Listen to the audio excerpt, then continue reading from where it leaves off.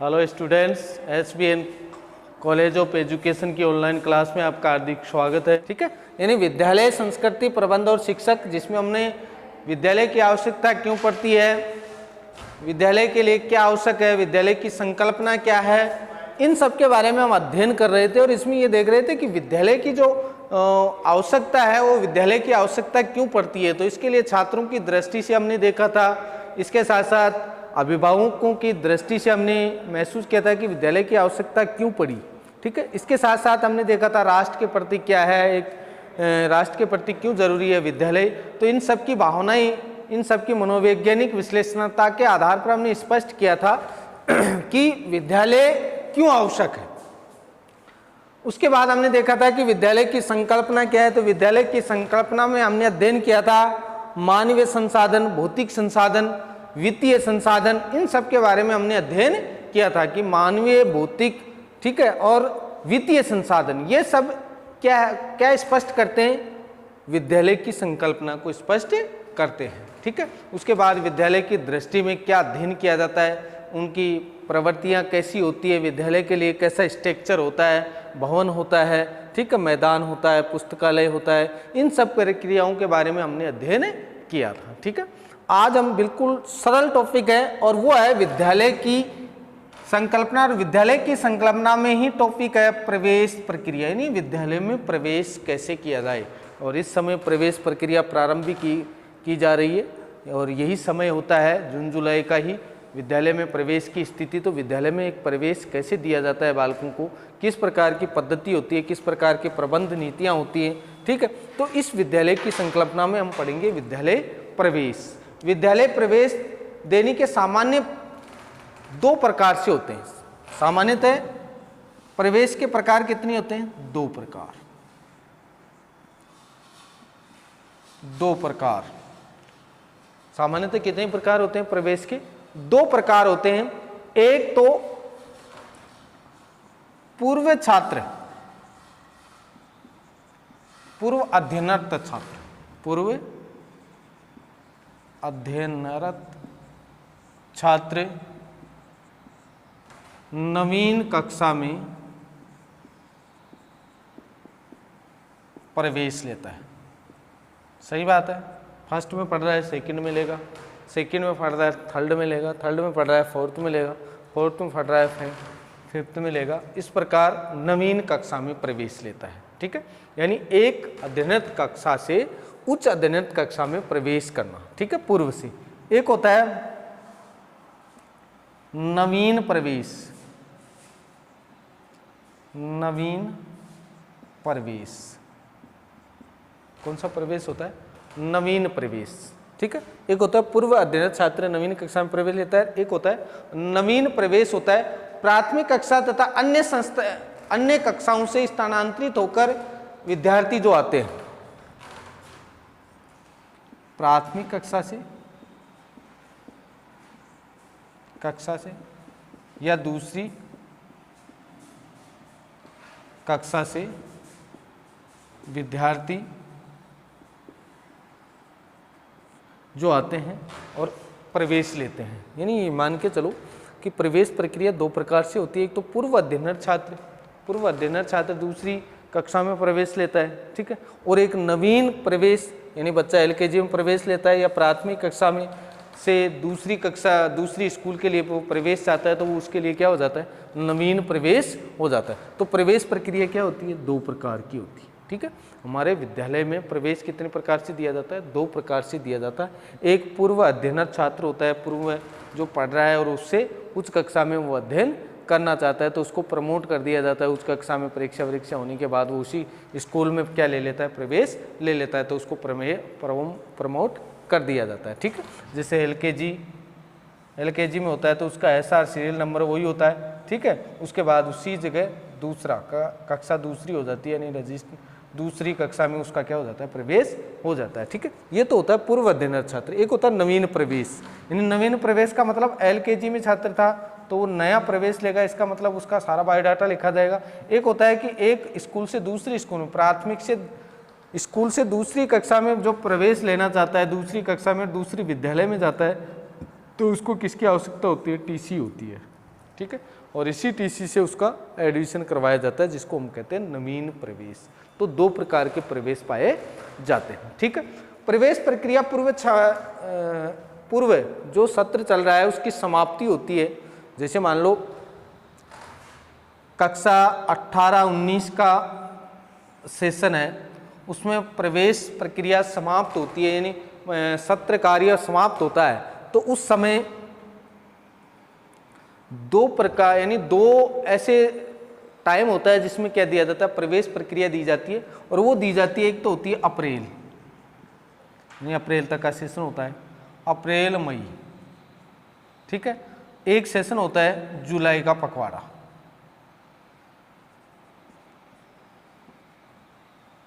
जुलाई के पखवाड़े तक। ठीक है, फर्स्ट पखवाड़े।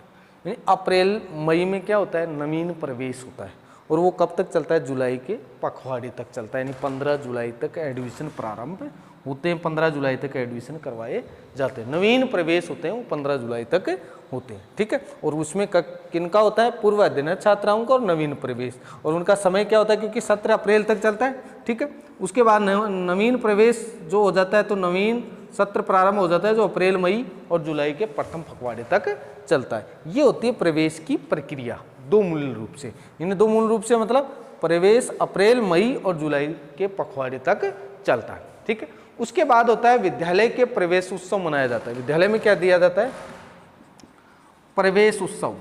और प्रवेश उत्सव कैसे मनाया जाता है, प्रवेश उत्सव मनाया जाता है कि उसमें एक तो क्या किया जाता है, रैली निकाली जाती है। क्या निकाली जाती है, रैली निकाली जाती है, नुक्कड़ नाटक किए जाते हैं, घर घर जाकर उनको प्रवेश की स्थिति बताई जाती है, घर घर जाकर प्रचार किया जाता है, उनको प्रवेश के लिए उत्साहित किया जाता है। ठीक है, अध्यापकों के द्वारा अभिभावकों को समझाइश की जाती है, अभिभावकों को जागृत किया जाता है, जिससे कि बच्चा क्या ले सके, प्रवेश ले सके। ये 1 महीने तक चलता है, जिसमें मोटिवेट किया जाता है अभिभावकों को, बच्चे को मोटिवेट किया जाता है। ठीक है, जिससे कि नवीन प्रवेश बच्चा ले सके और विद्यालय में अध्ययन के लिए जा सके। ठीक है, तो उसको कहते हैं प्रवेश उत्सव मनाया जाता है, और ये सभी के लिए अनुसरण है, यानी प्रत्येक विद्यार्थी के लिए जरूरी है, और बालक बालिकाओं को भी प्रोत्साहित मिलता है इसमें।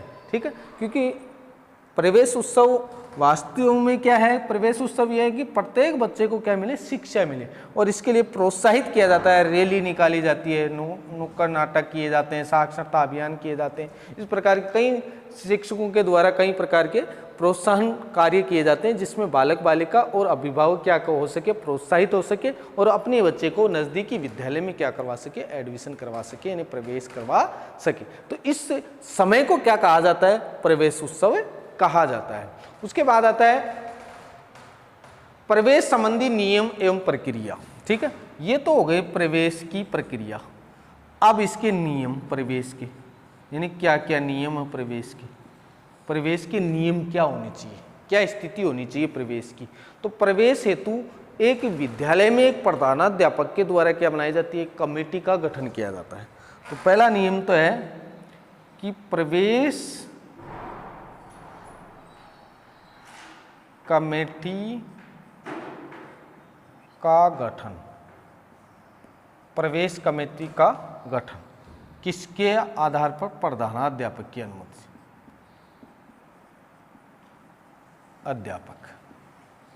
ठीक है, प्रधानाध्यापक की सलाह या प्रधानाध्यापक के द्वारा एक या प्रधानाध्यापक के सहमति से, प्रधानाध्यापक की सहमति से या निर्देशन से, प्रधानाध्यापक के निर्देशन से,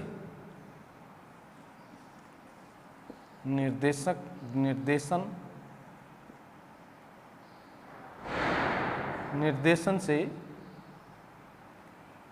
क्या दी जाती है, एक निर्देशन से एक कमेटी नियुक्त की जाती है, और वो कमेटी क्या करती है, प्रवेश कमेटी का गठन होता है, जिसमें कमेटी को ही यह दिया जाता है कि मान लो 5 आदमी की कमेटी बना दी, 5 आदमी में से उन्हीं को जो नियम लागू होंगे, जिस प्रकार की स्थिति होगी, बच्चे को किस प्रकार की सुविधाएं देंगे, किस प्रकार कौन सी कक्षा में एडमिशन दिया जाएगा, ये सारी प्रक्रियाएं वो कमेटी निश्चित करती है, क्योंकि उसी को प्रवेश देने का अधिकार होता है, जो प्रधानाध्यापक के निर्देशन से बनाई जाती है।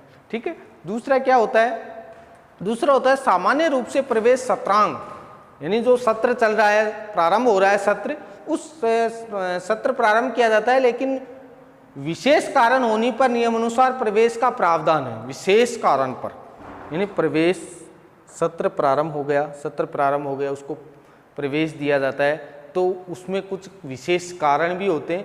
और विशेष कारण क्या होते हैं कि मान लो अगर राजकीय कार्य में कोई आदमी है, राजकीय कार्य में कोई आदमी है और उसका ट्रांसफ़र हो गया, कोई निकाय इकाई में कोई व्यक्ति है और उसका ट्रांसफ़र हो गया, तो उसको प्रवेश प्रारंभ होने से पहले या तो ट्रांसफ़र हो गया या ट्रांसफ़र हो बाद में हो गया, तो उसके साथ ही उन बच्चों का भी जो वहाँ उनके बच्चे पढ़ रहे हैं उनका टीसी ट्रांसफ़र यानी स्थानांतरण कर दिया जाता है। ये प्रक्रिया भी इसमें लागू रहेगी। ठीक है, उसके बाद अनिवार्य एवं निःशुल्क शिक्षा का अधिकार, अनिवार्य एवं निःशुल्क शिक्षा का अधिकार अधिनियम 2009 के अनुसार निजी विद्यालयों में भी, यानी दूसरा हो गया राजकीय निकाय, ठीक है, इसमें सत्र प्रारंभ हो जाता है से पहले स्थानांतरण हो जाता है, तो उसको भी प्राथमिक शिक्षा के प्रारंभ में क्या किया जाता है, ट्रांसफर कर दिया जाता है। तीसरा है आरटी 2009 के अनुसार। ठीक है, सरकारी स्कूलों में तो है ही फ्री, सरकारी स्कूलों में तो क्या है, बच्चे फ्री है।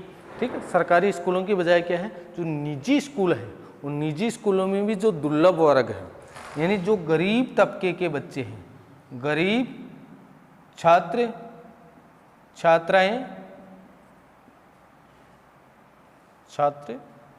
छात्राएं या जो दुर्लभ वर्ग के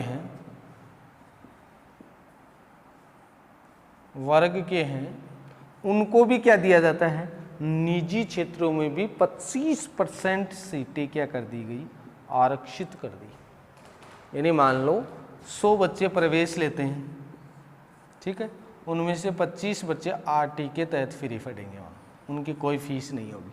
ठीक है, और यह वर्तमान में बहुत बढ़िया मुद्दा चल रहा है, निजी क्षेत्रों में बहुत पैसे आ रहे हैं, क्योंकि एक बच्चे की अगर 5500 फीस है, 5500 रुपये भी निजी विद्यालयों में एलकेजी की फीस है, एलकेजी अगर 5500 रुपये भी एलकेजी की फीस है तो 25 बच्चों की कितनी होती है, ठीक है, तो बहुत से पैसे आ जाते हैं। ठीक है, निजी संस्थाओं में भी बहुत से पैसे आते हैं। 25% तो सरकार ने ये क्या कर दी, आरक्षित की है कि आरटी 2009 के तहत, ठीक है, गरीब छात्र छात्राएं या दुर्लभ वर्ग के जो बच्चे हैं उनको क्या दी जाए, निःशुल्क शिक्षा पद्धति, यानी निःशुल्क 25% आरक्षित सीटें हैं, यानी उन बच्चों को क्या देंगी, आप किसी प्रकार का कोई पैसा नहीं लेंगे, उन बच्चों को निःशुल्क शिक्षा दी जाएगी, यानी उनको पाठ्य पुस्तकें सब क्या दी जाएगी, फ्री दी जाएगी। उनका वहन कौन करेगी, उनको सरकार वहन करेगी।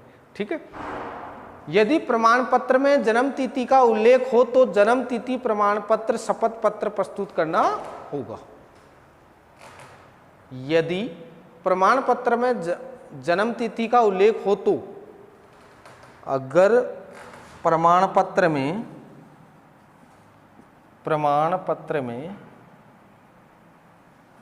जन्म तिथि का उल्लेख हो, ठीक है, तो क्या करना होगा, शपथ पत्र देना होगा, शपथ पत्र क्या करना होगा, प्रस्तुत करना होगा।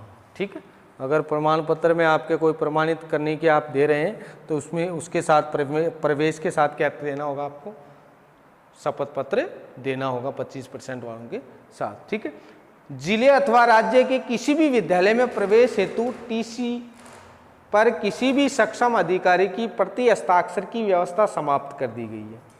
यानी किसी भी विद्यालय में किस जिला अथवा राज्य के किसी भी विद्यालय में आप एडमिशन लेना चाहते हैं, एक जिले से दूसरे जिले में जाना चाहते हैं, तो पहले क्या होता था कि डीओ या बीओ के पास, सक्षम अधिकारी के पास हस्ताक्षर करवाने पड़ते थे, अब आप टीसी पर ये नीति समाप्त कर दी। कौन सी कर दी कि अगर जिले या राज्य में, जिले अथवा राज्य में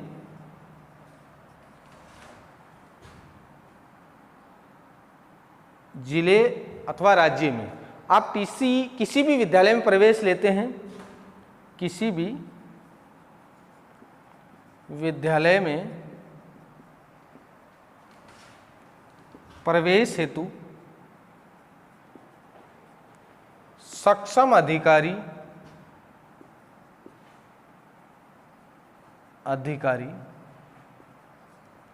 के हस्ताक्षर समाप्त कर दिए। यानी सरकार ने क्या कर दिया कि पहले एक जिले से दूसरे जिले में अगर बच्चा ट्रांसफ़र होता था या दूसरी विद्यालय में जाता था, कोई भी विद्यालय ऐसी नहीं है उसको प्रवेश देगी उसमें किसी भी सक्षम अधिकारी के हस्ताक्षर की आवश्यकता नहीं होगी। ये हस्ताक्षर पद्धति क्या कर दी, समाप्त कर दी। ठीक है, परंतु राज्य से बाहर जाने पर, अगर अपनी राज्य, जैसे राज्य राजस्थान है, राजस्थान से दूर जाने पर, राजस्थान से यूपी चला गया, उत्तर प्रदेश चला गया, तो उस जगह, ठीक है, राज्य से दूर जाने पर सक्षम अधिकारी के हस्ताक्षर जरूरी है।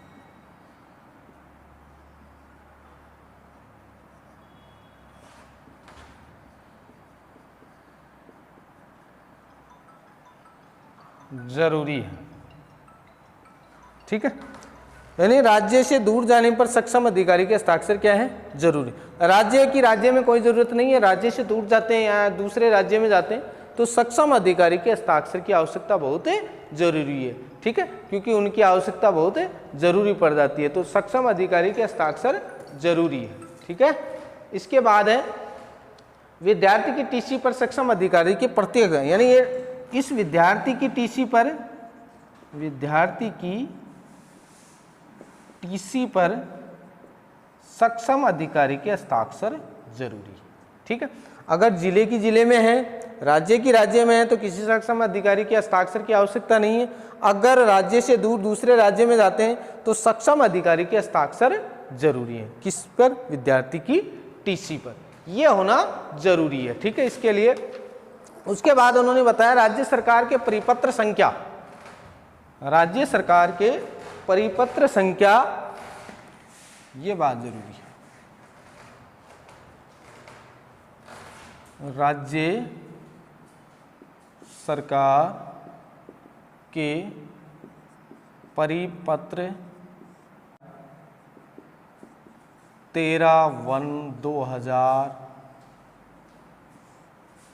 ठीक है, परिपत्र, ठीक है, 13/1 शिक्षा 2000, दिनांक 22/2/2002।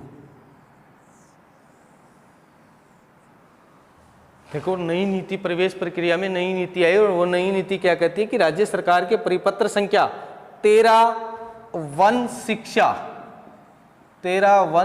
2000 जो 22/2/2002 को प्रस्तुत किया गया, इसके अनुसार विद्यालय में प्रवेश देते समय बालक बालिकाओं के नाम के साथ साथ पिता व माता का भी नाम अंकित होना चाहिए। माता और पिता का नाम अंकित होना चाहिए। ठीक है, ये कब हुआ, 22/2/2002 को ये नियम लागू हुआ। पहले माता पिता का नाम अंकित नहीं था। ठीक है, किसी टीसी में माता पिता का नाम अंकित नहीं होता था, ऐसे मानो।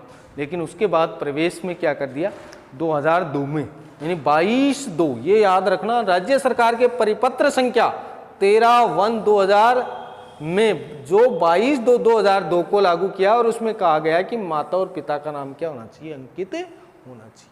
ठीक है, टीसी में माता और पिता का नाम क्या होना चाहिए, अंकित होना जरूरी है। ठीक है, किसी भी छात्र को वर्ग, जाति, धर्म का अन्याय होने पर भी किसी भी विद्यालय में प्रवेश से इनकार नहीं किया जा सकता। और क्या किया, किसी भी जाति, धर्म वर्ग का हो, किसी भी विद्यालय में प्रवेश के लिए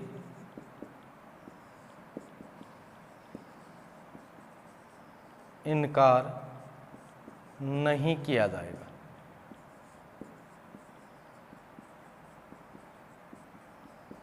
ठीक है, यानी कोई भी जाति धर्म किसी भी वर्ग का हो, किसी भी विद्यालय में उसको प्रवेश के लिए मना नहीं किया जाएगा। यानी किसी विद्यालय में उसको प्रवेश के लिए मना नहीं किया जाएगा। कोई भी छात्र जिस विद्यालय में पढ़ रहा है उसे छोड़कर अन्य विद्यालय में प्रवेश नहीं हो सकता जब तक वो टीसी जमा नहीं करवाएगा। दूसरी बात ध्यान रखना, कोई भी छात्र बिना टीसी से प्रवेश नहीं होगा। यानी कोई भी विद्यार्थी है, वो विद्यार्थी एक स्कूल से दूसरे स्कूल में अपनी टीसी ट्रांसफ़र करना चाहता है या दूसरी स्कूल में पढ़ना चाहता है, दूसरी विद्यालय में जाना चाहता है, तो बिना टीसी उसको क्या नहीं दिया जाएगा, बिना टीसी उसको प्रवेश नहीं दिया जाएगा। ठीक है, इसके अलावा बोर्ड कक्षाओं में प्रवेश हेतु बोर्ड के नियमावली देखी जाएगी। बोर्ड कक्षा में अगर कोई बच्चा एडमिशन लेता है तो बोर्ड की नियमावली निर्धारित की जाएगी, यानी बोर्ड के नियम लागू किए जाएंगे। ठीक है, यानी बोर्ड जो दिशा निर्देश देते हैं उन्हीं दिशा निर्देशों के अनुसार विद्यालय कमेटी को क्या करना होगा, कार्य करना होगा। और वो क्या होगा, अगर कोई बालक 2 वर्ष तक लगातार क्या हो रहा है, कक्षा 10 में फेल हो रहा है, कक्षा 10 में क्या हो रहा है, फेल हो रहा है, और फिर वो किसी विद्यालय में प्रवेश लेना चाहता है तो उसको रेगुलर नियमित क्या दे सकते हैं, कक्षाएं दे सकते हैं, यानी नियमित प्रवेश दे सकते हैं। इस प्रकार की प्रक्रिया निश्चित की गई। ठीक है, इसके अलावा स्वयं पाठी छात्र यदि कक्षा 10 में अनुत्तीर्ण हो जाता है, स्वयं पाठी छात्र कक्षा 10 में अनुत्तीर्ण हो जाता है तो उसे पुनः क्या किया जा सकता है, नियमित रूप में प्रवेश दिया जा सकता है। ये बोर्ड के नियम, यानी बोर्ड के नियम क्या है, बोर्ड के नियम निश्चित किए गए हैं कक्षा 10 के लिए कि कोई विद्यार्थी 2 वर्ष तक फेल हो गया और फिर वो रेगुलर लेना चाहता है एडमिशन, तो उसको रेगुलर एडमिशन दिया जा सकता है। एक वो विद्यार्थी जो नियमित है, स्वयं पाठी छात्र कक्षा 10 में क्या हो गया, फेल हो गया। ठीक है, और वो दोबारा कक्षा 10 में प्रवेश लेना चाहता है तो उसको नियमित एडमिशन दिया जा सकता है। ये बोर्ड की नियम है 2002 के बाद। ठीक है, तो इस प्रकार की प्रवेश प्रक्रिया प्रारंभ की गई। तो दुआ देखो, विद्यालय की संकल्पना हमने पढ़ी। प्रवेश प्रक्रिया में देखो, प्रवेश प्रक्रिया 2 प्रकार से होती है। एक तो पूर्व छात्र है, वो पूर्व छात्र अध्ययन कर रहा है, अध्ययन करने के बाद अध्ययनरत छात्र भी क्या कर सकता है, नवीन कक्षा में प्रवेश ले सकता है। तो एक तो कक्षा को प्रमोट कर देना, फर्स्ट सेकेंड थर्ड ऐसे। ठीक है, दूसरी प्रवेश प्रक्रिया नवीन प्रवेश प्रक्रिया, एक तो प्राथमिक स्तर का नवीन प्रवेश फ्रेश प्रवेश होता है, एक प्राथमिक से उच्च प्राथमिक में जाता है तो भी दूसरी विद्यालय में प्रवेश लेता है तो उसको टीसी की आवश्यकता होती है। तो इस प्रकार के क्या होते हैं, 2 प्रकार की प्रवेश प्रक्रिया होती है। और ये प्रवेश प्रक्रिया का समय होता है अप्रैल मई जुलाई के प्रथम पखवाड़े तक। ठीक है, यानी 15 जुलाई तक आपके एडमिशन होते हैं। ठीक है, इसमें क्या होता है, इसमें प्रवेश उत्सव मनाया जाता है जिसमें रैली, नुक्कड़ नाटक इस प्रकार की प्रक्रिया निभाई जाती है, जिससे कि छात्र छात्राएं, बालक बालिकाएं और बालक बालिकाओं के साथ अभिभावक भी क्या हो सके प्रोत्साहित हो सके और अपने बच्चों को विद्यालय में ले जा सके। और इस समय यही काम चल रहा है, क्योंकि इस समय प्रवेश उत्सव चल रहा है। 2000 कोरोना-19 के कारण सबसे बड़ी समस्या आ रही है। ठीक है, आप प्रत्येक बालक बालिकाएं, उनके अभिभावक जागरूक होने चाहिए और विद्यालय की समय सारणी के अकॉर्डिंग क्या करना चाहिए, नवीन प्रवेश देना चाहिए, जिससे कि आपका बालक पढ़ सके। ठीक है, तो इस प्रकार की प्रक्रिया बता रहे हैं कि इसमें प्रवेश उत्सव मनाया जाता है, जिससे बालकों को और बालिकाओं के साथ साथ अभिभावकों को भी क्या मिले, प्रोत्साहन मिले और उनके प्रति जागरूक हो शिक्षा के प्रति, और विद्यालय को समझे और विद्यालय की कमेटी को समझे, उनके प्रबंध को समझे और विद्यालय में अभिभावक आकर अपने बच्चे का क्या करवाए, प्रवेश करवाए। ठीक है, इसके साथ साथ क्या होता है, प्रवेश प्रक्रिया के नियम क्या है, निर्देश तो देखो इसके नियम है, पहला है प्रवेश कमेटी का गठन किया जाए जो प्रधानाध्यापक के निर्देशन में होगी।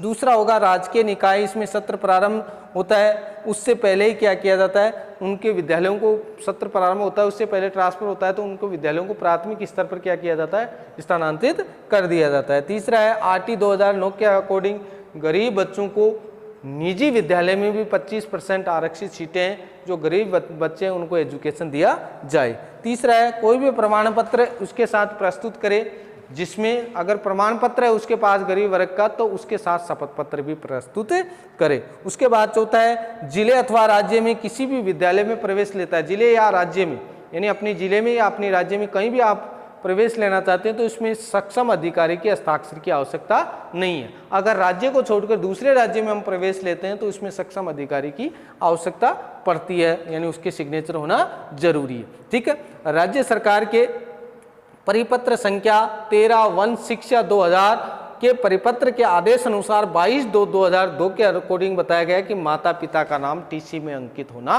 चाहिए, जरूरी है माता पिता का नाम। ठीक है, उसके बाद किसी भी जाति धर्म वर्ग का कोई भी बच्चा है उसको विद्यालय में प्रवेश देने से इनकार नहीं किया जा सकता है और बिना TC से हम किसी को प्रवेश नहीं दे सकते। ये नियम है प्रवेश प्रक्रिया के। और माध्यमिक शिक्षा बोर्ड के अपने नियम होते हैं। माध्यमिक शिक्षा बोर्ड के नियमों में ये बताया गया कि कक्षा 10 में 2 वर्ष तक अगर छात्र फेल होता है और दोबारा भी वो नियमित रूप से प्रवेश लेना चाहता है तो उसको प्रवेश दिया जाए।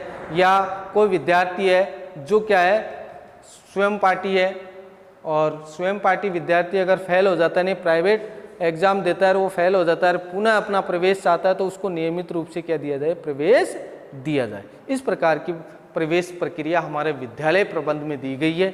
इसी प्रवेश प्रक्रिया के द्वारा सरकारी और निजी विद्यालय क्या दिए जाते हैं, बच्चों को प्रवेश दिया जाता है। ठीक है, मेरे तो प्रवेश प्रक्रिया आपको अच्छी तरह से समझ में आ गई होगी। ठीक है।